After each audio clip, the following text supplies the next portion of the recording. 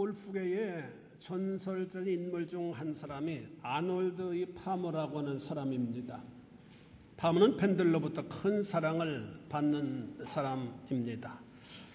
친구이자 경쟁자인 또 다른 전설적인 인물이 바로 잭 니콜라스인데, 그는 파머의 승리의 그 비결이 궁금했습니다. 어느 날 파머의 집을 방문해 그 비결을 물어보기로 했어요. 그런데 거실에 들어간 그는 깜짝 놀라고 말았다고 합니다. 왜냐하면 그렇게도 많은 승리를 거머잡았던 파머였는데, 그의 거실에는 자신의 집에, 자신의 그 거실에 화려한 우승컵이 즐비한 것과는 다르게 그의 거실에는 아주 낡고 오래된 우승컵 하나만이 쓸쓸히 놓여 있었기 때문입니다. 그래서 너무 깜짝 놀라서 물어봤어요. 아니, 그만한 우승컵은 어디에 두고 이 컵 하나만 달랑 진열되어 있느냐고 물어봤습니다. 그때 그는 대답을 했어요. 내가 가진 우승컵은 이게 전부라네. 그러니까 니콜라스는 파머가 자신을 놀리는 거라고 그렇게 생각을 했어요. 어이없사는 친구에게 파머가 말합니다. 이 우승컵은 프로 선수가 되어서 내가 처음 받은 것이라네. 그 뒤에 받은 우승컵들은 의미가 없어 굳이 진열하지 않았지. 이 컵에는 마음을 다스리게 해주는 글귀가 적혀 있어. 그 글귀의 내용은 이런 것이었다고 그래요. 만약 당신이 패배했다고 생각하면 패배한 것이다. 그러나 패배하지 않았다고 생각하면 패배하지 않은 것이다. 삶의 전쟁터에서 아무리 강한 사람도 늘 이길 수는 없다. 진정한 승자는 항상 자기가 할 수 있다고 믿는 사람이다. 파머는 평생 PGA 투어에서 62번이나 우승컵을 획득했던 사람입니다. 우리 최경주 씨가 8번 우승했는데 62번을 우승했다고 하면 굉장한 사람이 아니겠습니까? 그중 파머는 7차례 메이저 대회에서 우승을 했습니다. 우리나라 그 최경주 씨는 아직 메이저 대회에서는 우승하지 못했다고 그래요. 제5 메이저 대회는 4가지가 있는데, 우리 최경주 씨는 제5 메이저 대회라고 하는 그런 데에서 작년인가 우승했다고 그래요. 그렇게 메이저 대회에서 우승하기가 어렵다고 합니다. 그는 이런 글귀를 가슴에 담고 경기에 임한 그는 골프의 전설적인 인물이 되었다라고 말씀합니다. 우리는 2012년 새해를 맞이했습니다. 우리는 새해 첫 달을 하나님의 자녀는 꿈을 꿔야 한다. 우리 한번 다 따라서 해서 꿈을 꿔야 한다. 꿈을 꿔야 한다. 여러분 어떤 꿈을 꾸십니까?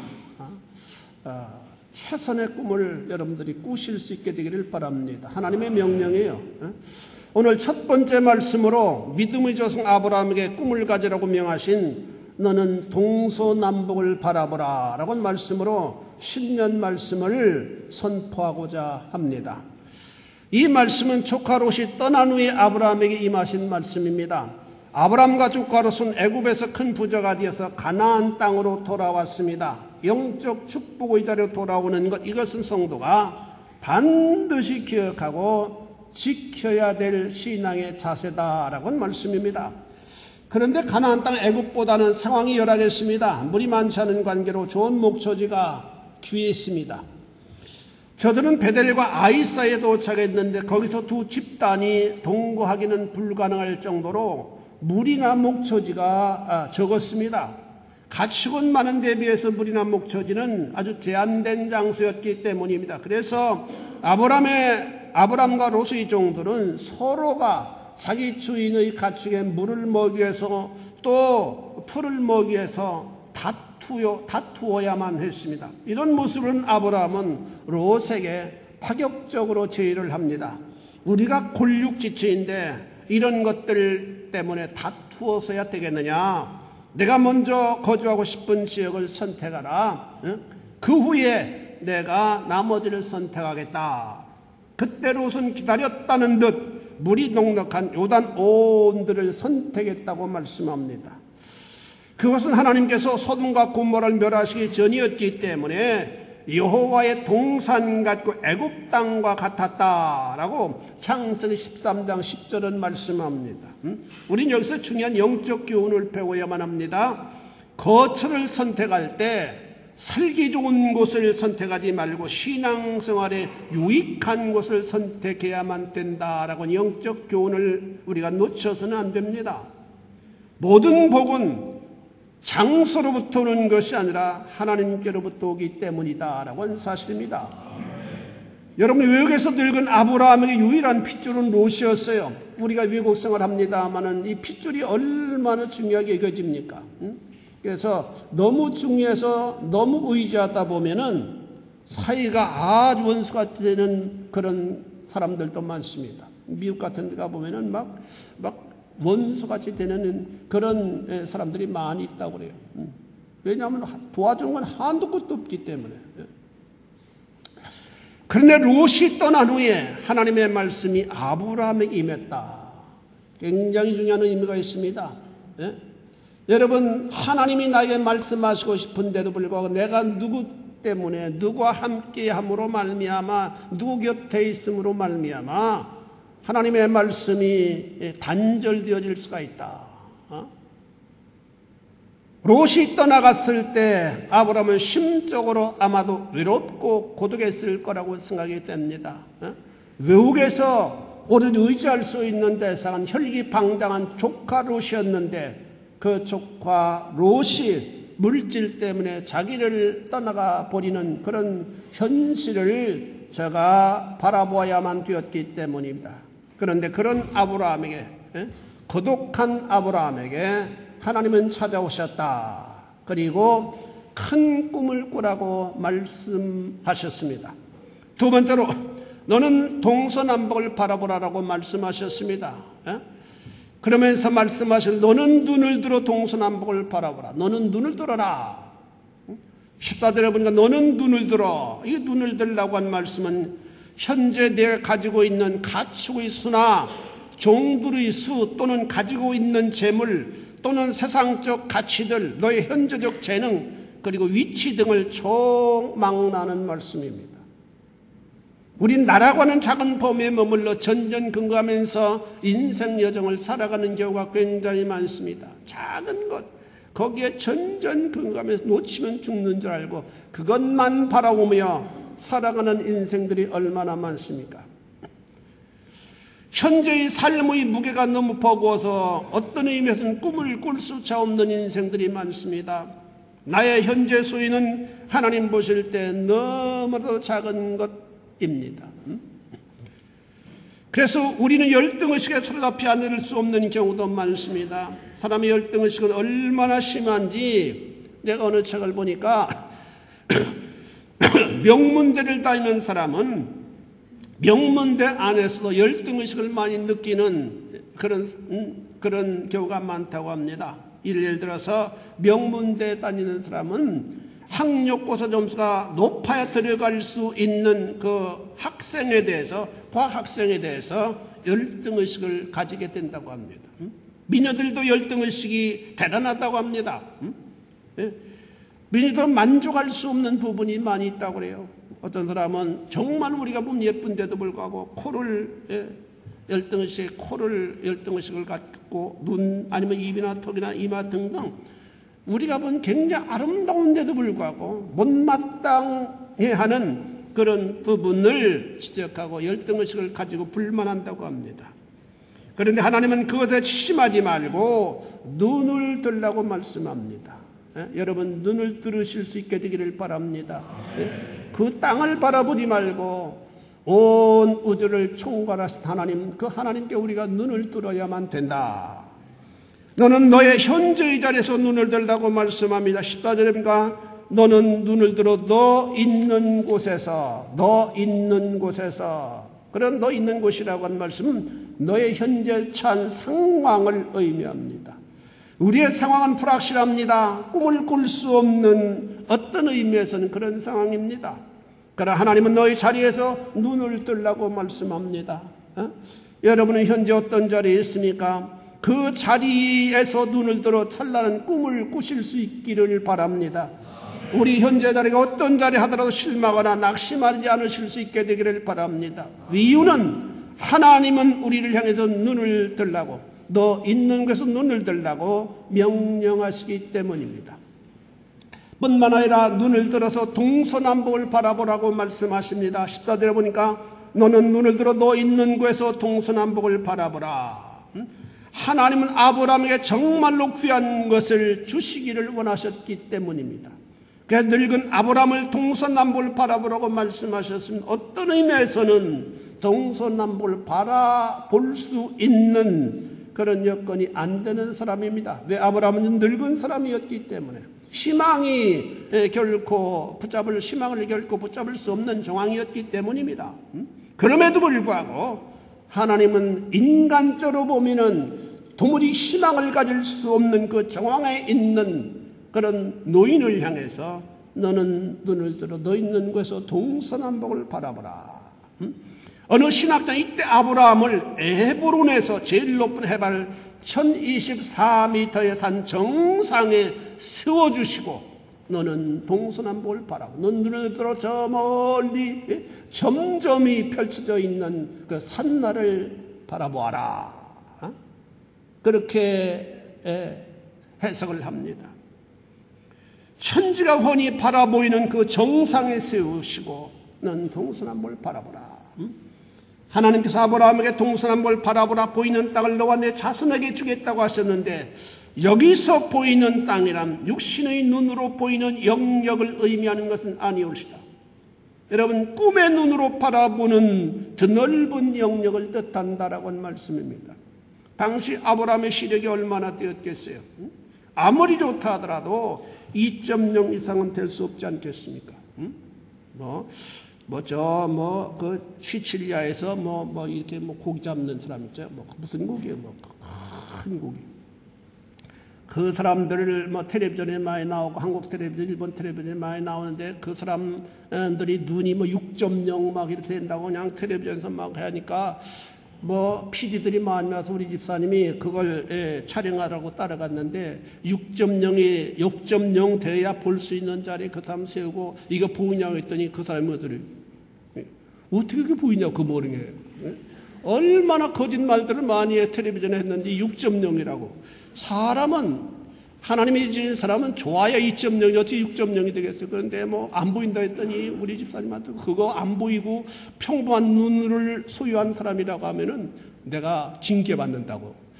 방송국에서 여비돼가지고 여기까지 와서 그걸 촬영했는데 그것이 보통 사람의 눈과 똑같다고 하면 큰일 나니까 다 가르쳐가지고 보인다고 하는 사인으로 손을 들라고 말이에요. 이렇게 연극을 시켜가지고 그걸 다 촬영해 갔다고 그래요. 똑같아요. 우리 눈은 좋아야 2.0이지 3.0 된 사람도 아마 지구촌에 별로 없으리라고 생각합니다. 그렇다면 육신적 시력으로 볼 수 있는 영역은 아브라함에게 제한되어 있습니다. 그렇다면 하나님께서 아브라함이 말씀하신 동서남북을 바라보라고 한 말씀은 육신의 눈으로 바라보는 것이 아니라 꿈의 눈으로 바라보라고 하는 말씀을 믿으시길 축원합니다. 육신의 눈으로는 얼마나 보일 수 있겠어요? 조그만 땅덩어리 밖에는 눈이 아무리 좋아야 100리 이상을 볼 수 없다고 합니다. 몇십 킬로 이상은 못 봐요. 그렇다면 하나님께서 아브라함에게 주시고자 하신 땅의 영역은 육신에 보이는 눈만으로 바라보이는 지점을 의미하는 것이 아니라 마음에는 꿈의 눈으로 바라보는 엄청난 영역을 의미한다라고 하는 말씀입니다. 이 약속은 이 시대 아브라함의 영적 후손인 나와 여러분들에게 똑같이 주신 살아있는 약속임을 여러분 믿으실 수 있게 되기를 바랍니다. 이유는 갈라디아서 본 믿음으로 말미암는 자들은 아브라함의 자손된 것을 믿어야 될지니라라고 말씀하고 있기 때문입니다. 이 약속이 아브라함에게만 주신 약속이라면은 성경에 기록될 가치가 없어요. 벌써 없어져 버렸어요. 그러나 이 약속은 지금도 살아있는 생명력 있는 약속으로 아브라함의 후손된 나와 여러분들에게 계속해서 살아있는 약속으로 이 약속을 믿는 자들의 그 약속대로 이루어지게 될 것을 하나님께서 말씀하신 약속임을 여러분들이 믿으실 수 있게 되기를 바랍니다. 세 번째로 꿈을 가지고 바라본 영역을 확인하라고 말씀합니다. 17절에 보니까 너는 일어나 그 땅을 종과 힘으로 행하여 보라. 내가 바라보이는 땅, 하나님이 나에게 주시고자 약속하신 그 땅을 구체적으로 확인해 보라고 말씀하십니다. 그 땅을 종과 힘으로 행하여 보라. 내가 그것을 네게 주리라. 내가 그것을 네게 주리라.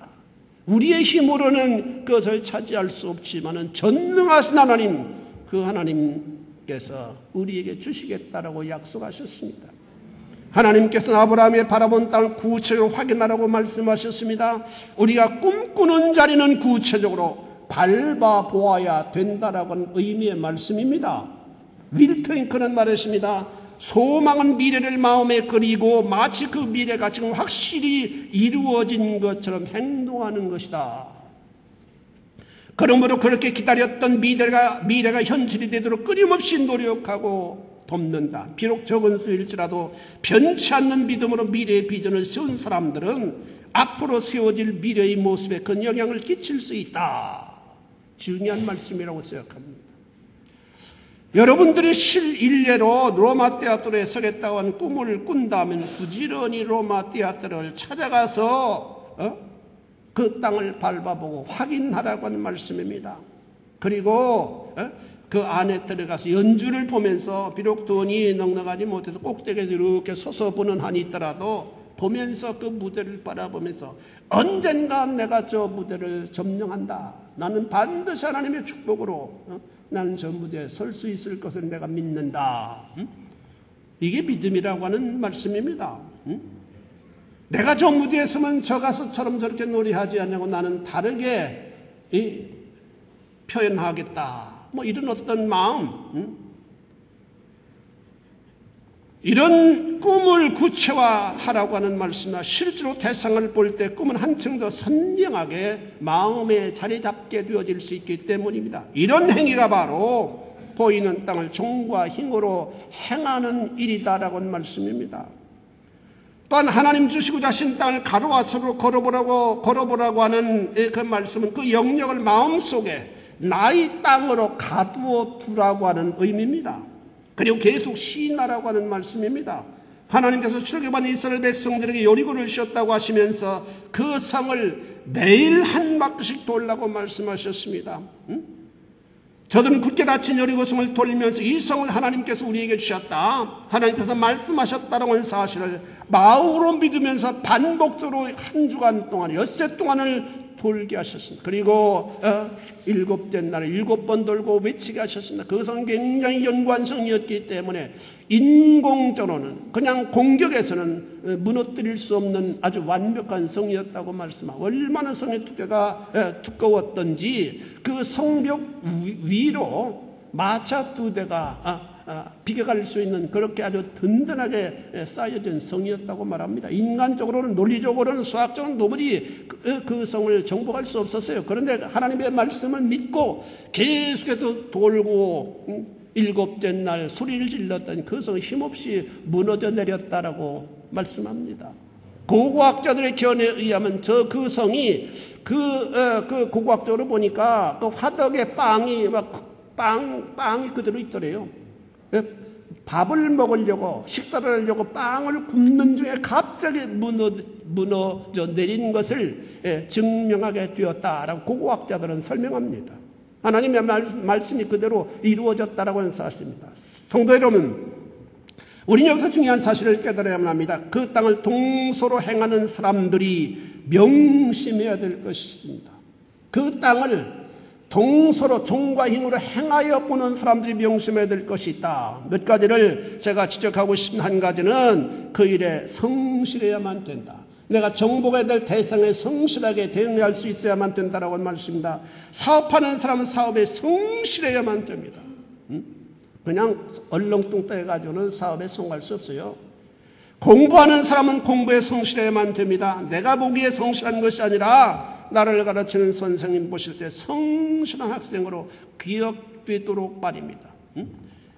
그 선생님과의 선생님과의 그 교제가 좋으면은 그 사람은 시험 봤다면 A+를 맞습니다. 그런 거예요. 조금 잘못해도 저 녀석이 뭔가 조금 착각했지 해서 그래도 기본 내용은 다 인지하고 있다라고 의식하고 A+를 주더라고요. 저도 그 신학교 때 보면. 선생과의 교감에 있어서 성실한 학생이다라고 여겨질 때에는 사제지간의 관계를 넘어서게 됩니다.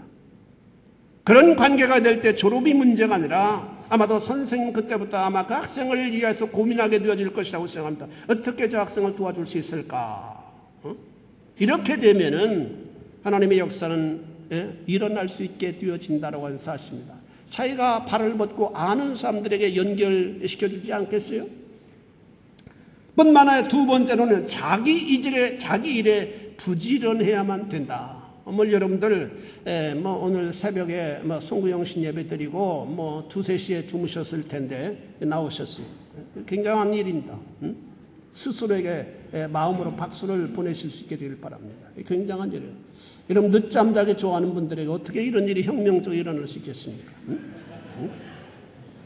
여러분 제가 2월 달에는 게으름에 대해서 한 달간 시리즈 설교를 하려고 하는데 게으름은 범죄라고 말씀하고 있습니다. 성경은. 하나님은 우리가 이 땅을 살아가면서 이루어야 될 제한적인 시간을 허락하여 주셨어요. 하루는 똑같이 24시간입니다. 그 24시간을 우리가 어떻게 관리하느냐에 따라서 하나님의 엄청난 비전을 성취할 수도 있고 성취하지 못할 수도 있습니다. 우리는 엄청난 사명을 띠고 이 땅에 하나님의 보내심을 받아 살아가는 존재라고 하는 의식을 우리가 잊어버리지 말아야만 됩니다. 그래서 우리가 어떻게 하나님이 우리에게 주신 기회를 어떻게 관리했느냐에 따라서 우리가 하나님 앞에 언젠가 서게 되는데 내가 시간을 어떻게 관리했느냐 그 질문을 받을 수 있는 자들이 되어진다고 하는 사실을 우리가 잊어버려서는 안 됩니다. 여러분 부지런하십시오. 여러분 우리가 다른 사람보다 앞서가기 위해서는 부지런하게 학업에 임매해야 되고 사업에 임매해야 되고 직장에 임매해야 된다고 난 생각합니다. 지금 밤잠을 자지 않으려고 성공하기 위해서 노력하는 사람들이 얼마나 많이 있어요.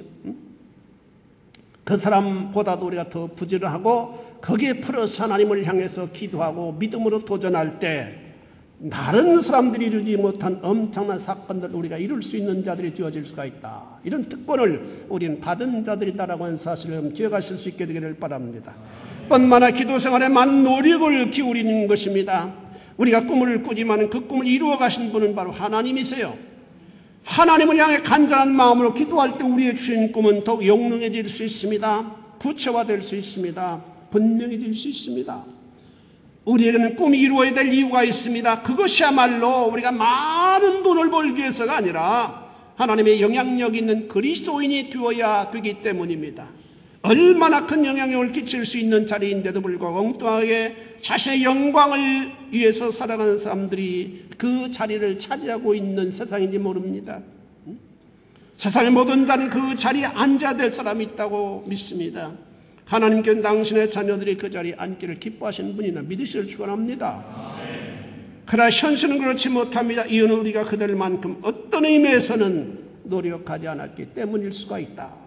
하나님은 일반 은총을 섭리하셨는데 그것은 경쟁에서 더 노력하는 자가 잘할 수 있도록 섭리하신 일반적인 창조 은총입니다.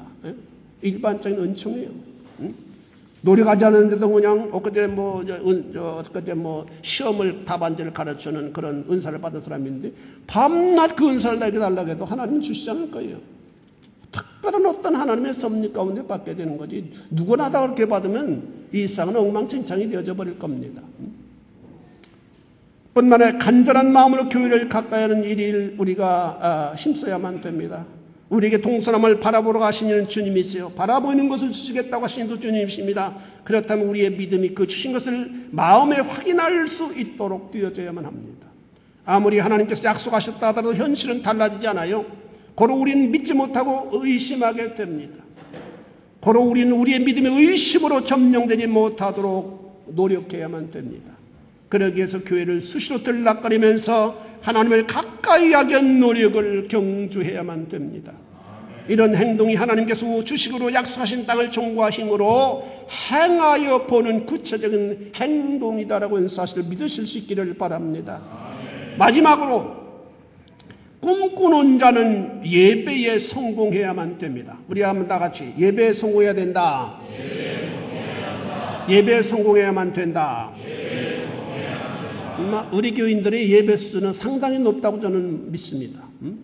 서울에 가서 설교도 하고 그래도 우리 교인들처럼 말씀을 잘 받는 교회들이 별로 없는 것 같더라고요.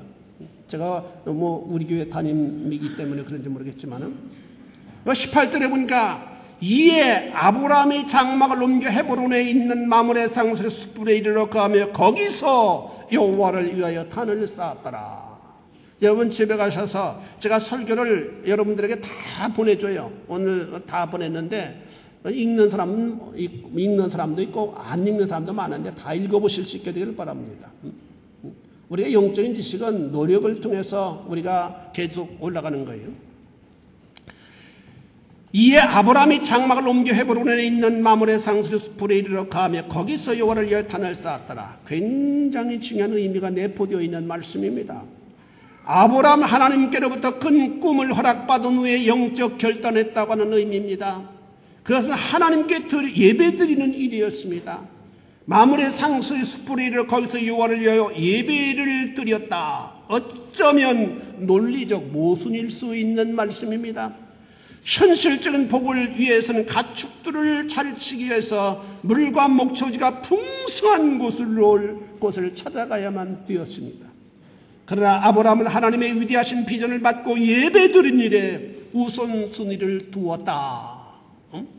이것이 성도가 쫓아야 될 거룩한 열정입니다. 세상 사람들은 선생만을 찾아가요. 예배를 중요하게 여기지 않습니다.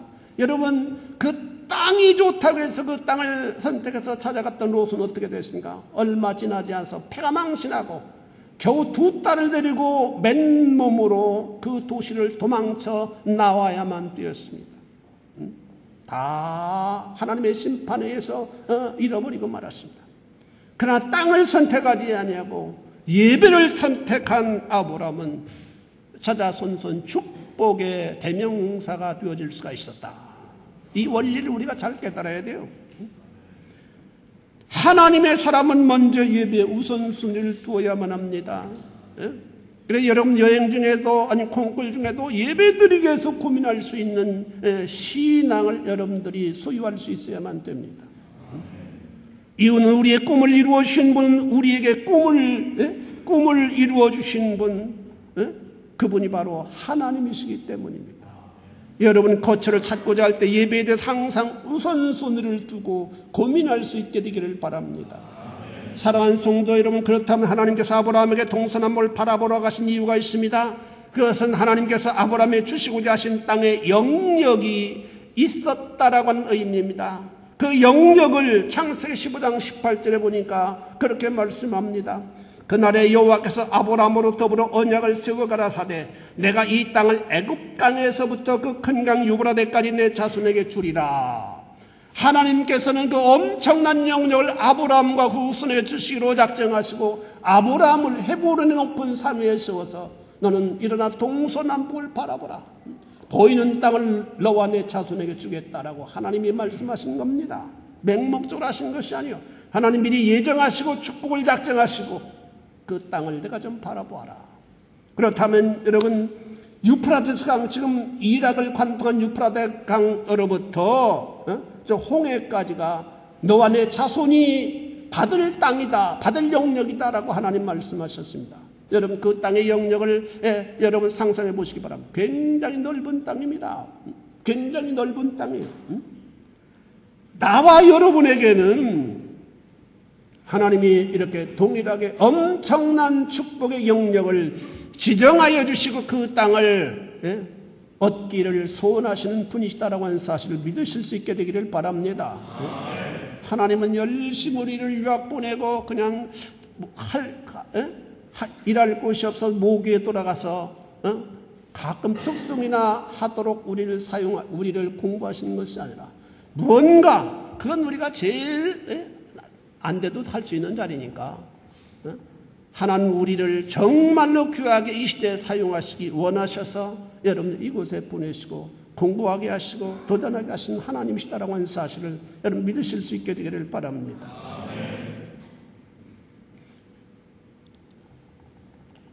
하나님께서 아브라함에게 주시고자 작정하시고 그 땅을 바라보러 가신 영역은 굉장한 땅이다. 지금 생각해도 굉장한 땅이에요. 사랑하는 성도 여러분, 어린 주 안에서 큰 꿈을 가져야만 합니다. 요셉의 꿈은 그 꿈의 성취로 말미암아 중동 땅의 거민들을 기아로부터 구원하게 만들었습니다. 그렇다면 우리도 아브라함의 영적 후손된 자들로 큰 꿈을 붙잡는 자들이 되어져야만 합니다.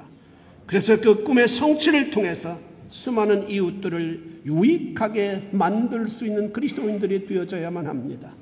이 일이야말로 하나님의 간절하신 염원이자 아브라함의 후손된 우리들이 이루어야 될 아름다운 꿈들이다 라고 하는 사실을 기억하시고 참으로 언제든지 하나님이 우리에게 말씀하신 너는 눈을 들어 너 있는 곳에서 동서남북을 바라보라.